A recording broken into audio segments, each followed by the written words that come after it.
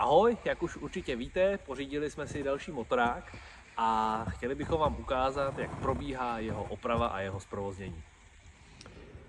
Motorový vůz 810 469 byl vyrobený v roce 1982 ve vagónce Studénce a celý svůj život sloužil v depu Veselí nad Moravou.